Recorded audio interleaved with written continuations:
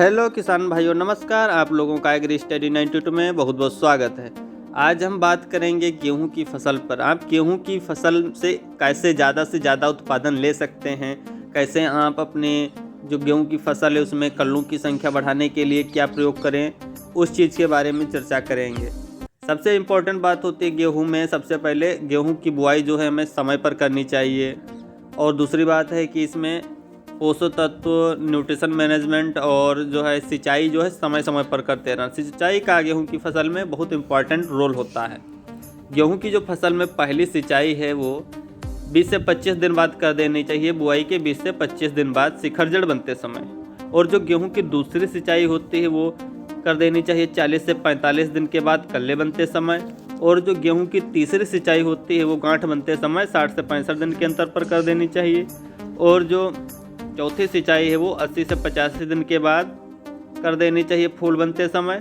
और जो इसमें पांचवी सिंचाई होती है दुग्धावस्था के समय 100 से 110 दिन के आसपास कर देनी चाहिए। और छठी जो सिंचाई होती है वो दाना बनते समय यानी सख्त हो उस समय कर देना चाहिए 120 से 25 दिन के अंतर पर। इससे क्या होता है कि गेहूं की उपज 10 से 15% बढ़ जाते हैं जब आप 6 सिंचाई करते हैं। अगर बात करें हम गेहूं की फसल में खाद एवं उर्वरक कितनी मात्रा में देना चाहिए, तो जो है 150 से 200 कुंटल जो गोबर की सड़ी हुई खाद है हमें गेहूं की फसल में अंतिम जुताई से पहले मिला देना चाहिए।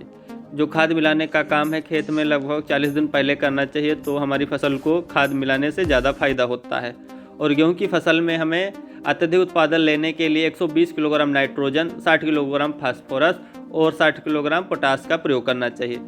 यदि हमारी भूमि में जिंक और लोहे की कमी है तो उसके लिए आप 5 किलोग्राम जिंक सल्फेट या 5 किलोग्राम फेरस सल्फेट का छिड़काव कर सकते हैं, या आप दाने के रूप में भी प्रयोग कर सकते हैं। अब देखेंगे कि गेहूं की फसल में कौन कौन से कीट लगते हैं जो फसल को ज़्यादा नुकसान पहुंचाते हैं। गेहूं के कीटों में जो है तना बेधक हो गया, माहू है, ये गेहूं के मुख्य कीट हैं। तना बेधक और माहू, इनके नियंत्रण के लिए आप 0.04% फालीडाल पाउडर का छिड़काव करके आप माहू है, तना बेधक है, इनका कंट्रोल कर सकते हैं। और गेहूं की फसल में चूहे का भी बहुत बड़ा रोल होता है उपज को कम करने के लिए। चूहे के नियंत्रण करने के लिए आप जिंक फास्फाइड जो दवा आती है अथवा बेरियम कार्बोनेट से जो बना जहरीला चारा होता है उसका प्रयोग कर सकते हैं चूहा नियंत्रण के लिए। अगर बात करें कि गेहूं की फसल में कौन कौन से रोग लगते हैं, वो हैं जैसे अनावृत कंड इसमें लगता है, फफूंद के कारण लगता है, गेहूं का रतुआ रोग लगता है, ये भी फंगस के कारण होता है। और गेहूं की फसल में करनाल बंट लगता है, ये भी निवोसिया इंडिका नामक फफूंद से फैलता है। इसके नियंत्रण के लिए आप एग्रोसान जीएन जो दवा आती है 2 किलोग्राम प्रति केजी बीज 2 ग्राम दवा जो है प्रति केजी बीज से अगर उपचारित करेंगे तो ये करनाल बंट फसल में नहीं लगेगा।